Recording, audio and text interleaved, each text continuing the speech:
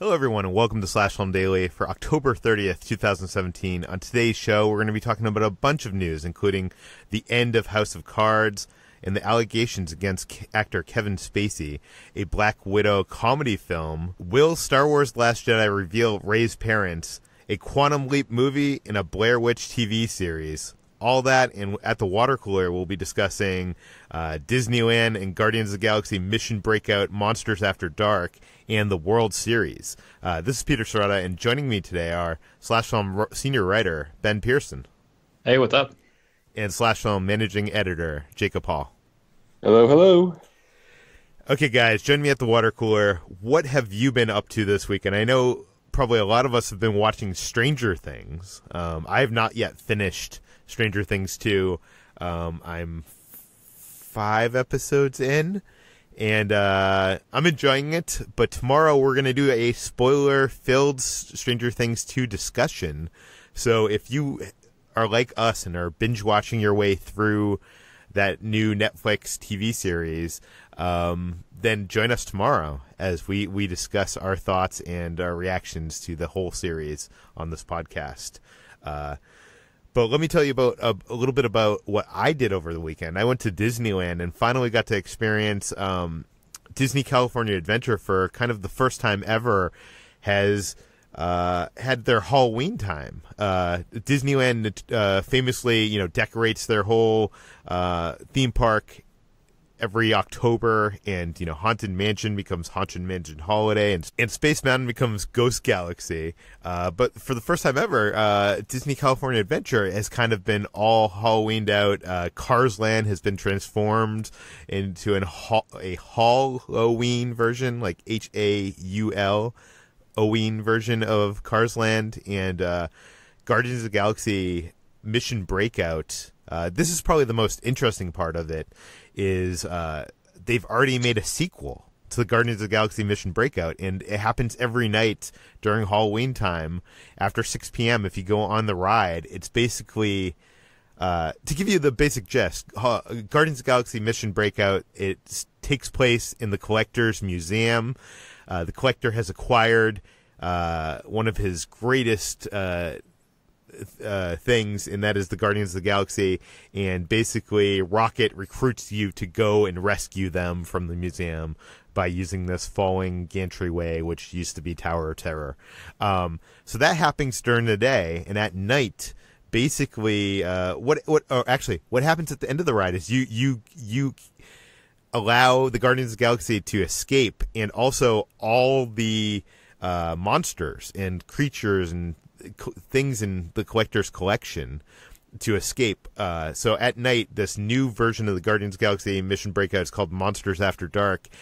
You go in, and the collection, the monsters are, all over the place, and it's kind of darker. You enter in, and it has like this darker lighting, and it's totally almost feels like a different ride. And basically, you are recruited by Rocket this time to go in and help serve as a distraction, so that the monsters don't eat Groot, and help Groot escape. And I very much enjoyed this version of the ride. It was, it felt like, I'm not sure if you know how this ride works, but it's kind of this free fall ride, and then there's these show scenes that are shown on a screen in between. And in the regular version, the show scenes, I think, don't really fit together as well as they do here, because they have so many different storylines that could happen normally. And in this version, the nighttime version, you have this one storyline that is very cohesive, and it's a lot of fun. It's very enjoyable. And yeah, that was my weekend. Jacob, what have you been up to? Real quick though, overall, Monsters After Dark is better than the daytime Mission Breakout experience, you'd say? I wouldn't want to have that as the only experience, but I'm going to be sad that this is only going to be a Halloween time thing. Yeah, I actually think it's a better experience overall.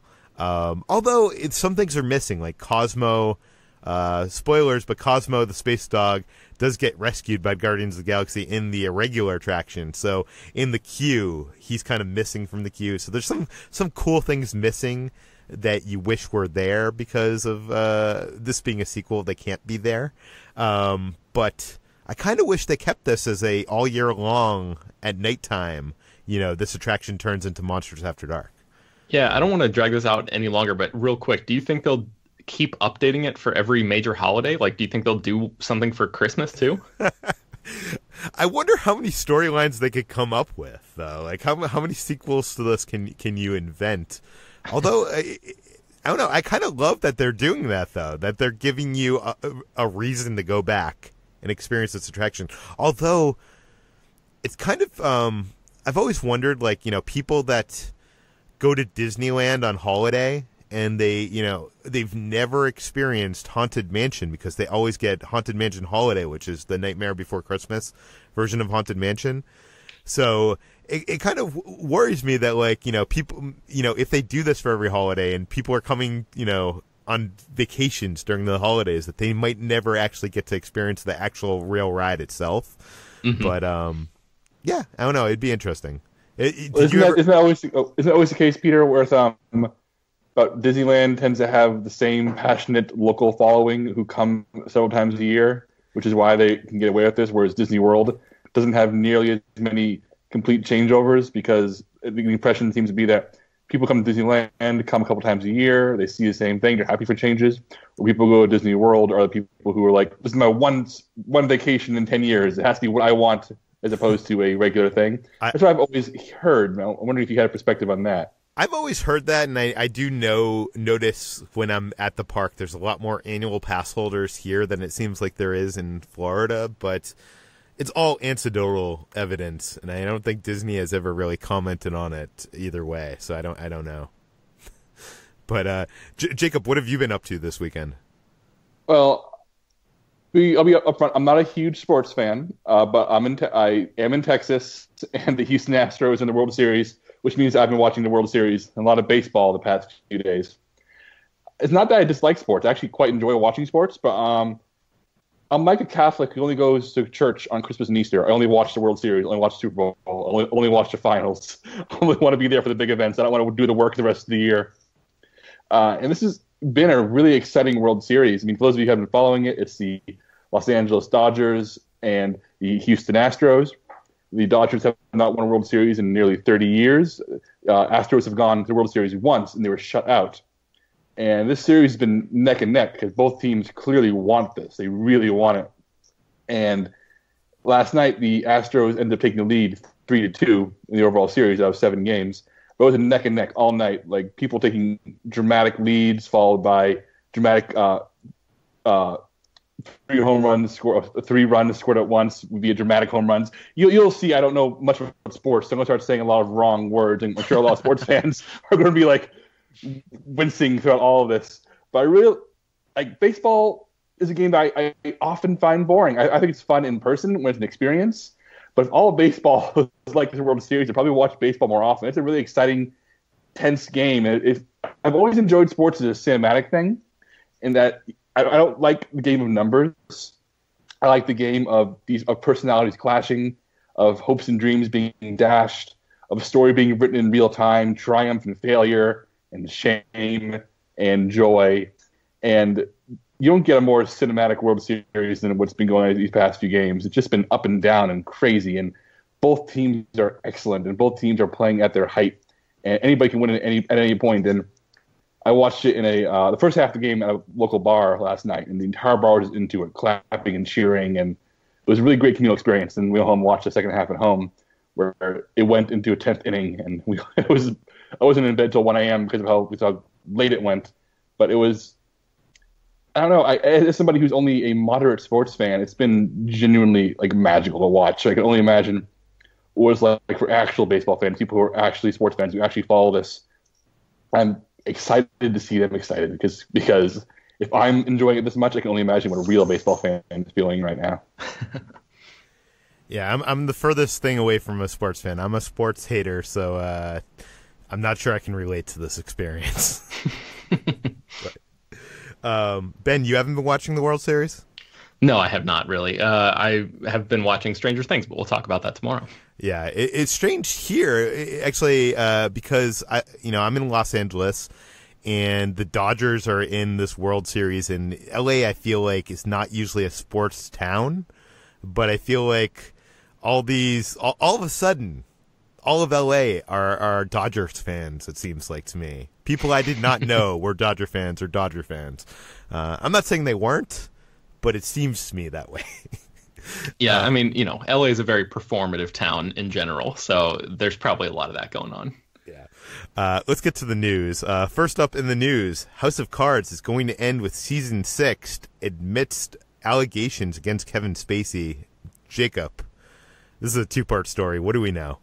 Okay, yeah, this is a tough one. I'm going to try to proceed with caution because this is sensitive material, and I want to treat it as carefully as I can. But we'll start with the easy part, which is House of Cards, Netflix's flagship show, is going to be ending with the 6th season. They claim this was always the plan, that season 6 will be the last one. And this is big news because this was Netflix's first original series. It was kind of set the standard for what we expected from a Netflix show. Glossy, slick, really well made, big stars, moves way too slow, too long, not as good as it could be, but all the things you expect from a Netflix show these days. It was all built here, and I stopped watching in season 3. Speaking of somebody who loved season 2, season 3 killed me. I had to stop, but it feels like an end of an era thing, kind of when Mad Men ended on AMC, or when Battlestar Galactica ended on Sci-Fi Channel over a decade ago. A moment where the show that made a network, or in this case a streaming service's name, or revitalized them and brought them to a new height has ended. So just on a pure TV level, this is a big deal for people who just track television history. Here's the first truly major streaming TV show coming to an end, and that's something that's going to be an interesting thing to talk about going forward. But the timing is... Wait, before you get to the timing, yeah. I don't think too many people are going to be upset over House of Cards coming to an end. I feel like... I don't think so. It's time. Yeah, it's time. The last couple seasons have, gotten progressively more kind of ridiculous, and we're kind of living in a time, even though that got so super ridiculous, we're living in a political time, not to get political, where you kind of want to escape the politicalness. Yeah. And you have a guy here that's just as worse as the guy in reality, or almost as worse. Who knows? I don't know. Ben, have you been watching House of Cards? Do you have any feelings on this? I gave up on the 3rd season. I felt like I couldn't. I loved Robin Wright's performance, but the show started to stretch, into territory that I felt was, getting a little bit too ridiculous even back then, and so I just sort of checked out. And then, all this in our real world has happened and sort of complicated matters even further. But yeah, I'm, from the outside looking in, it does seem like that's about as long as the show should run before it were, to get too stale anyway. But as Jacob mentioned, the timing on this is, I guess unfortunate or fortunate, depending on how you look at it. I'm not really sure. Okay, I'll just dive right in. I have no doubt in my mind that Netflix intended for the show to end with season 6. But the timing of the announcement happened very soon after Kevin Spacey has been accused of sexual misconduct by actor Anthony Rapp. Anthony Rapp, you've seen him around in a lot of places. Right now, he is starring on Star Trek Discovery as Stamets. And he told BuzzFeed that back in 1986, when he was on Broadway, he was invited to a Broadway after party with a bunch of different actors, where Kevin Spacey, who was then 26 years old, took him to his bedroom and tried and sexually propositioned him. And he's coming out about this right now, Anthony Rapp is, because of all the allegations of sexual harassment and misconduct and assault that have been circulating around Hollywood the past few weeks. He feels compelled to come out with his experience, and that I think is a good thing. I applaud him for being brave enough to do that, especially against an actor who is acclaimed and famous and has lots of power and holds lots of Oscars.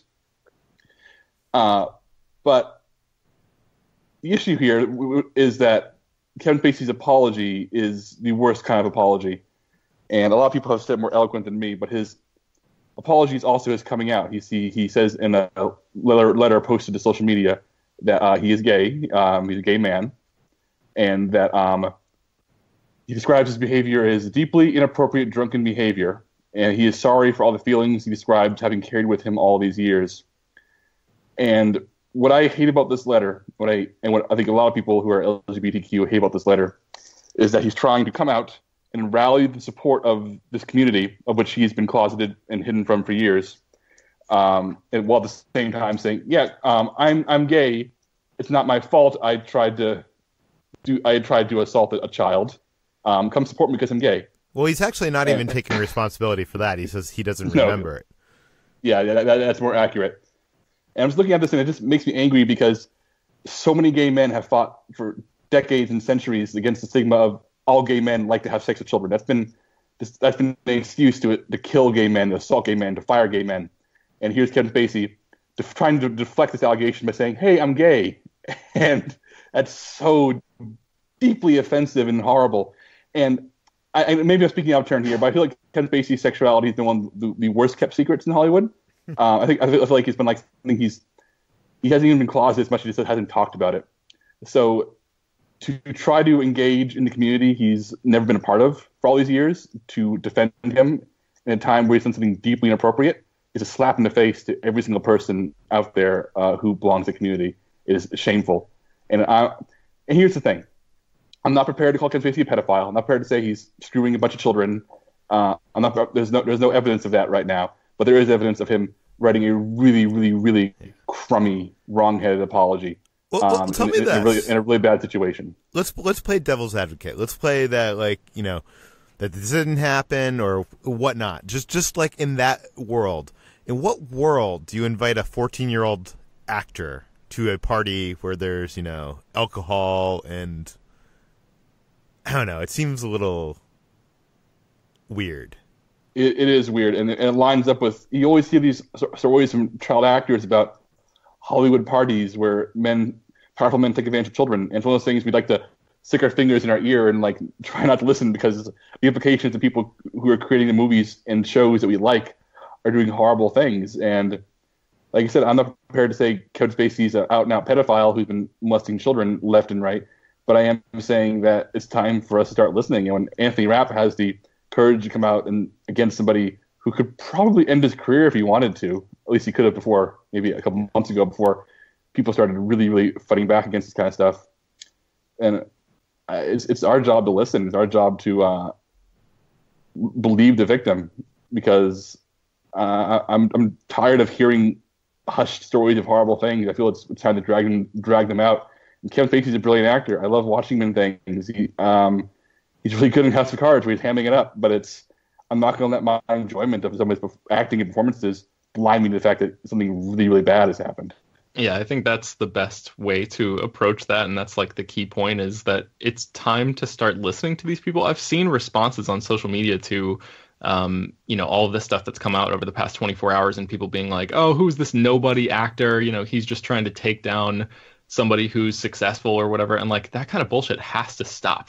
This is ridiculous. It's all, we've learned over the past year, I guess, of Cosby, from Cosby to now, and these are lessons we should have learned a long time ago as a society. I'm glad that people are paying attention now. But yeah, that's the key thing. It's it doesn't matter if the person was only in one thing or had never been in anything. It doesn't, the Anthony Rapp's career is not the is not the main focal point of this conversation. So yes, as Jacob said, just listen to people. Yeah, and it would be good to see. I'm trying to figure out how to word this, but we see it with Harvey Weinstein. Harvey Weinstein has been a very powerful person within Hollywood, but what has happened recently has kind of come at the end of his career. I think his power has diminished. Weinstein Company is not what it was, not what Miramax was, and it's I think it's easier to see these things happen to people that are not in these places of power. Like a person like Kevin Spacey still is in a place of that extreme power.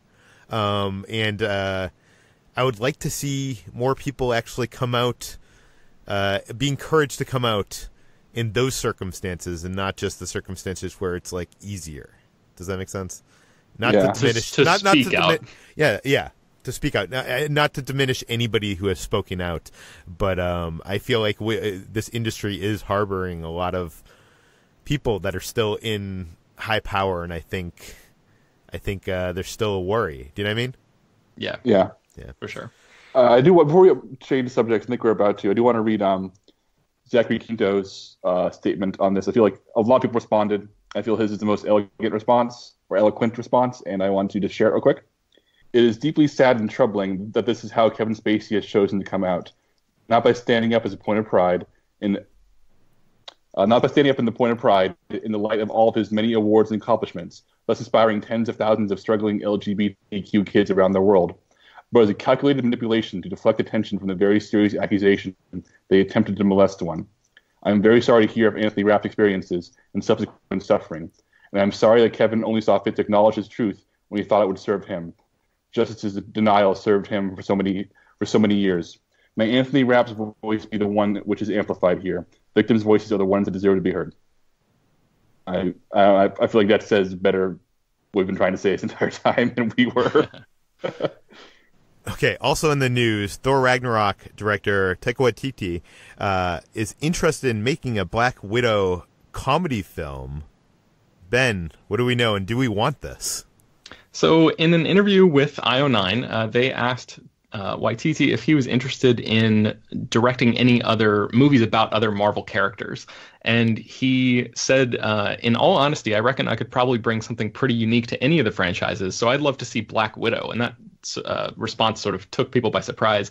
He elaborated a little bit further, and he said, I would like to see Black Widow as something crazy and a bit funnier than we expect it to be, because we know her story and is very sullen and very dark, and her history is very dark. But what's the funny version of that? What's the more entertaining version of that? So that's his quote. I think, the answer, the question is, do we want to see that? I think the answer is people want to see a Black Widow movie, period. And I think at this point they're willing to take pretty much whatever they could get. Does that need to be a comedy film? I don't think I would want to see a Black Widow comedy film as much as I like Taika. So I don't know if this quote means that he would do like a full-on comedy, but I guess, looking at Thor Ragnarok and the way that he sort of pivoted that character from the super grim setting into one that's full of color and really leans into the comedy. I think he could. I don't know if he would do the exact same thing with a Black Widow movie, but I'm trying to think of like the alternatives, and the alternatives would be a straight ahead Black Widow spy movie. And yes, there are probably some people that could do that well. Maybe even like Lord of Miller or somebody like that, somebody who would not make it like a just Jason Bourne Redux kind of thing. So I don't know. I guess I'm definitely more open to the interpretations of, let's see somebody with a real vision come into this thing, and even if it's a genre that we don't exactly think applies to this character, let's watch and see what happens, instead of, oh, it's the Black Widow movie that we've all been wanting for years, but we can basically play out every beat of this movie in our heads before it comes out, because we know exactly what it's going to be. I'd much rather see the thing that I'm not quite sure how it's going to play out. Jacob, do you have any thoughts on this? I think anything can be made funny. So I question if out-and-out comedy is the right fit for Black Widow. At the same time, I think Taika Waititi is clearly just spitballing, having fun, and we shouldn't be taking this seriously at all. But it's fun to talk about. That's my opinion. Oh yeah, there's a ton of interviews at every junket of, would you like to see a Ghostbusters Netflix show? Of course, Dan Aykroyd's going to say yes. He's not going to say no. If someone approaches Taika Waititi and it's like, would you like to do another Marvel film? And he's like, yes. And the person's like, what would you like to do? He has to come up with something off the top of his head. And doesn't mean he's seriously thinking about doing that. I do want to recommend, if Marvel ever does make a Black Widow movie, there was a recently finished run, Black Widow by Chris Samney and Mark Waid. Mark Waid, the writer, Chris Samney, the artist, but Samney also co-wrote the series. It's only, I think, 15 issues long, maybe even 12, and it tells a complete story that can be easily adapted in the 2 hours. very fun, very sincere, but also very heartfelt spy story. So if you want Black Widow, if you want a Black Widow movie, but you want your fix right now, I'd recommend checking that out. It's really good. And nice. Marvel, you have that in your stable. It is a $60 million movie you can make using recognizable Marvel characters. You should do that. There's a lot of Star Wars in the news. Will Star Wars The Last Jedi reveal who Rey's parents are? This is something we've debated at length for, 2 years now. But now we might have some more evidence that it might actually be revealed in Rian Johnson's film. Ben, what do we know? Yes, Yahoo Japan published an interview with Daisy Ridley this morning, and being translated, there were some translation issues with this quote sort of going around online. We ended up, instead of running it through Google Translate or some sort of internet translator, we reached out to somebody who actually reads Japanese to translate this for us, and this is apparently what the statement says. Daisy, who had said clarification on that theory would come in The Last Jedi, had this to say: "Whatever the answer, I just hope that the moment everyone finds out is an enjoyable experience for viewers." She continued, "And though I have known the answer for several years now, the series that Rian Johnson created has turned out to be spectacular beyond even my imagination. To be honest, I was very moved. I think it will be a moving moment for everyone else as well." So previously, Rian Johnson, who wrote and directed Star Wars The Last Jedi, has said that the question of Rey's parentage would absolutely be addressed in the new movie. But when pressed about whether or not her parents would specifically be revealed in the film, he did not answer that question. He wouldn't go that far. So Daisy Ridley's statement is sort of, it waffles a little bit as the best media-trained actors' statements tend to do. So we're not really sure. I mean, too long did not read, we're not sure for this whole thing. But there's a lot to sort of parse through in her statement there.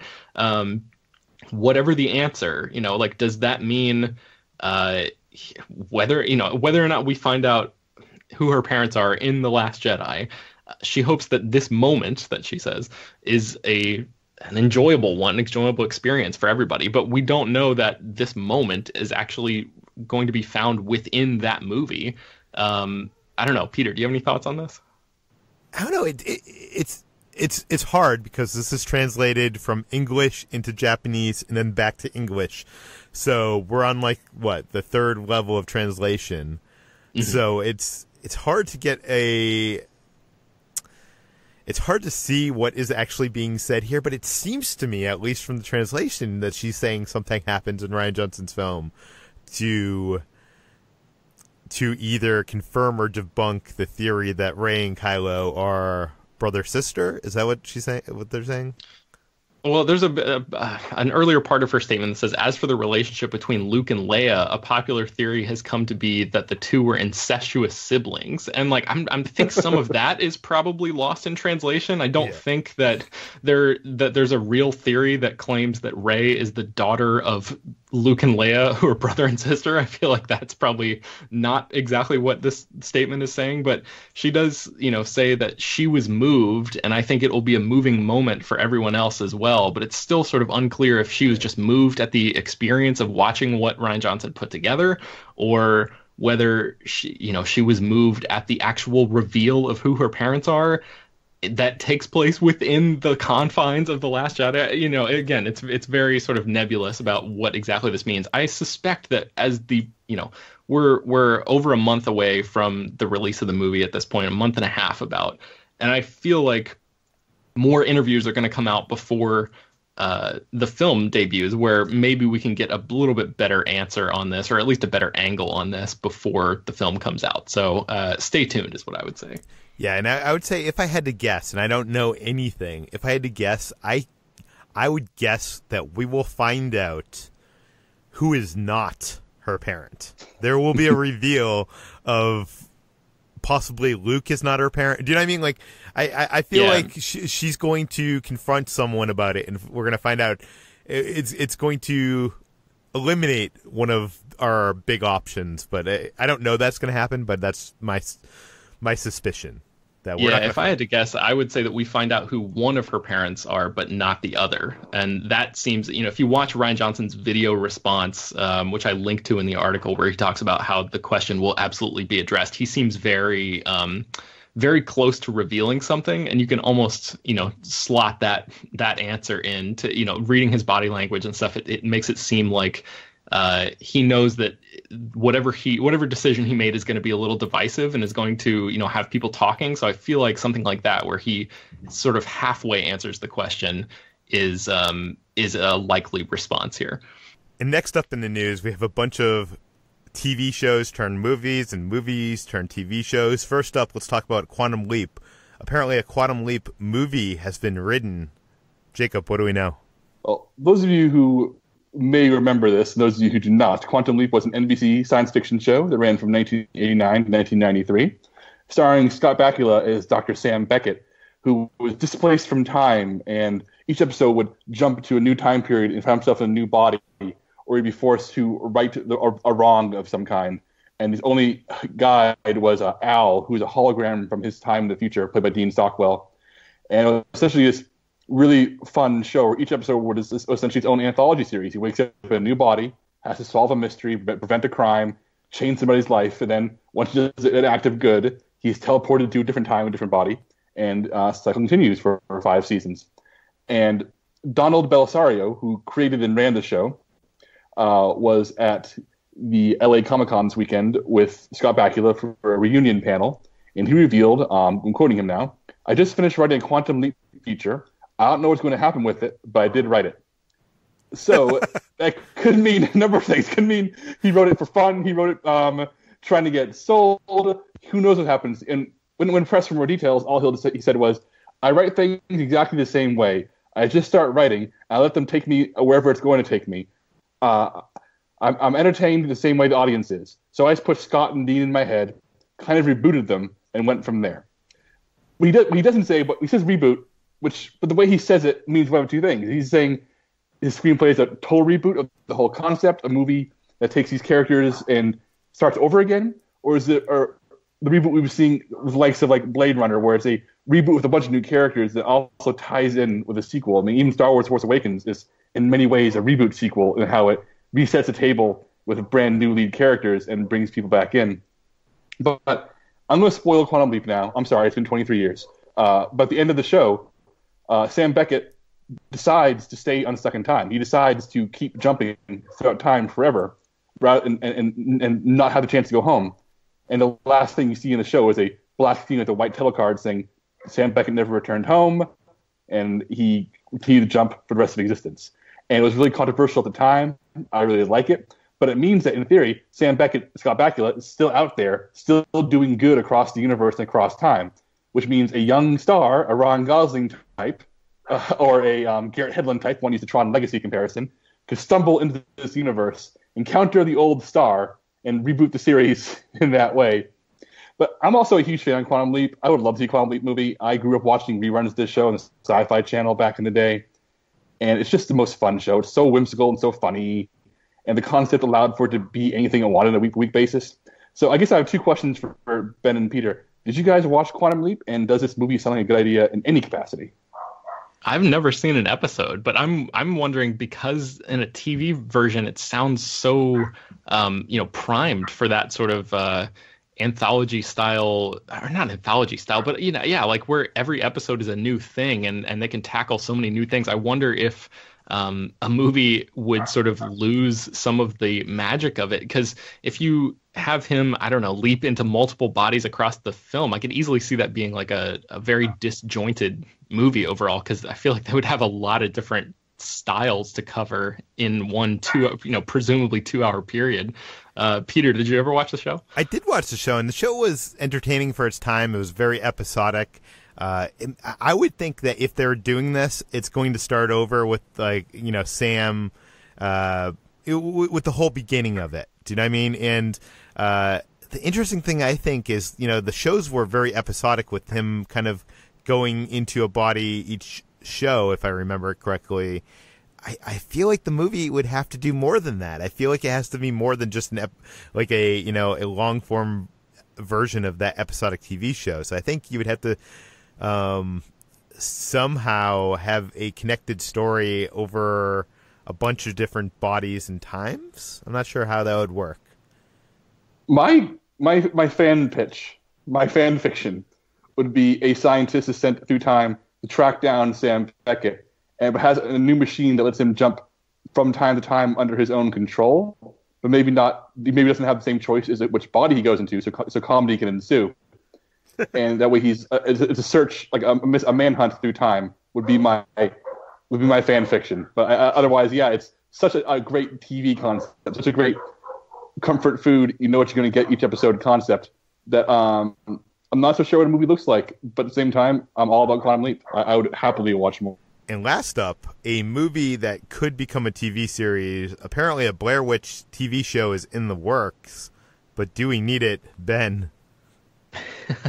Yeah, so there's another question that may be unanswerable at this point. But on the Diminishing Returns podcast, the Blair Witch Project co-director Eduardo Sanchez said that there have actually been some rumblings about a possible Blair Witch TV show that may, sort of revitalize the franchise in TV form. His quotes are, "For us, it's a very natural thing to go and say, hey, let's do a freaking Blair Witch show. And you can say it's from the original creators, and we can bring in a whole bunch of interesting directors to direct episodes."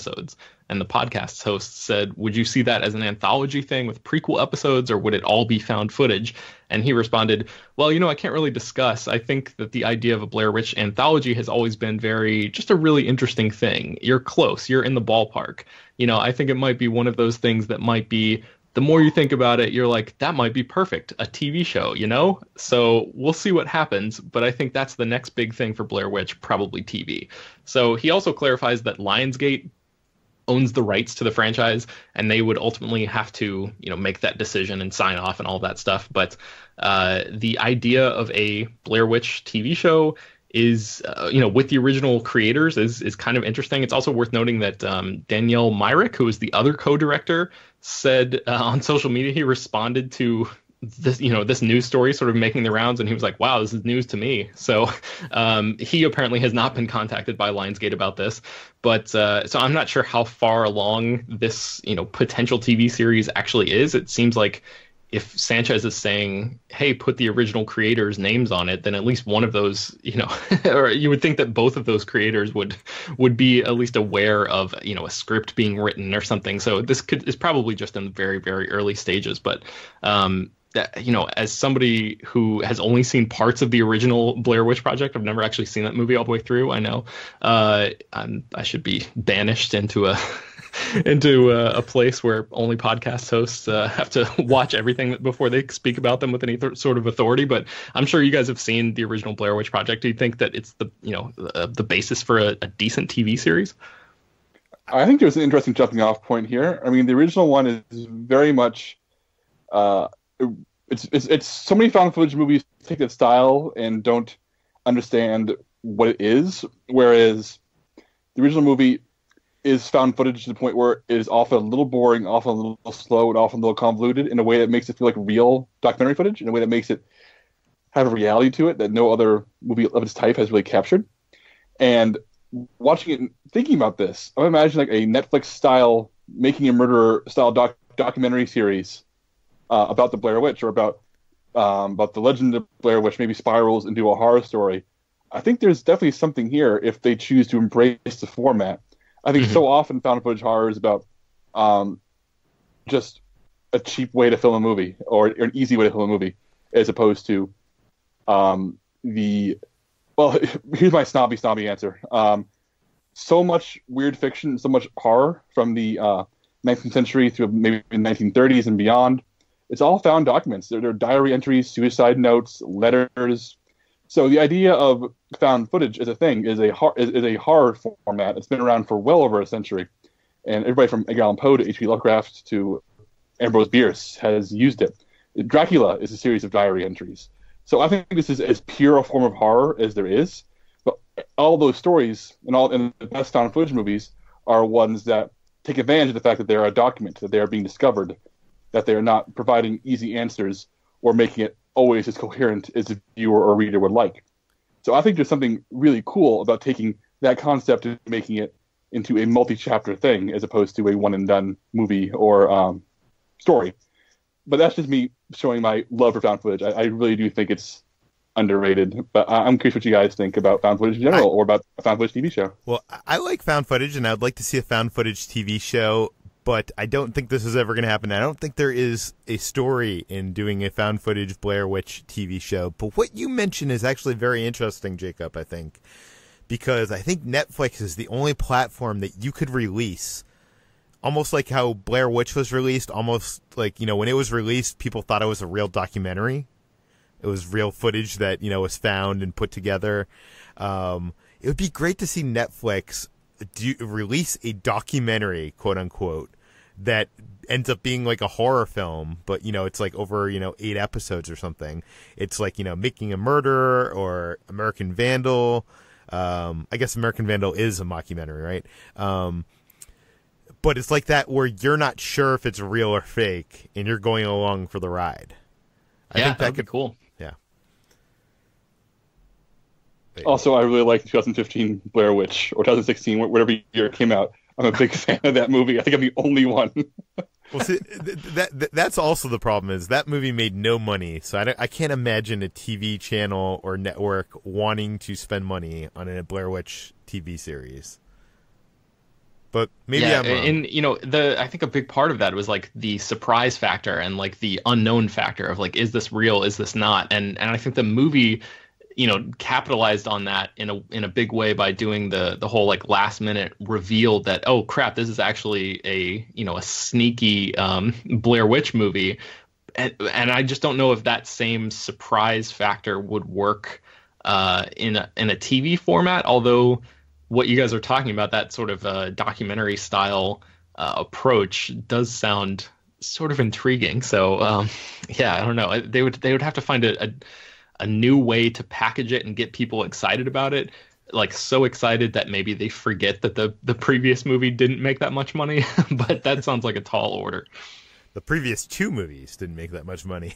Yeah, I guess that's true. Yeah. But that does it for today. We have gone long. You can find more of Ben's work at Ben Pears. You can find more of Jacob at Jacob S. Hall. You can find all 3 of us on slashfilm.com. All the articles we talked about today on slashfilm.com. You can find this podcast published every weekday on iTunes, Google Play, Overcast, all the popular podcast apps. You can send us email feedback, peter@slashfilm.com.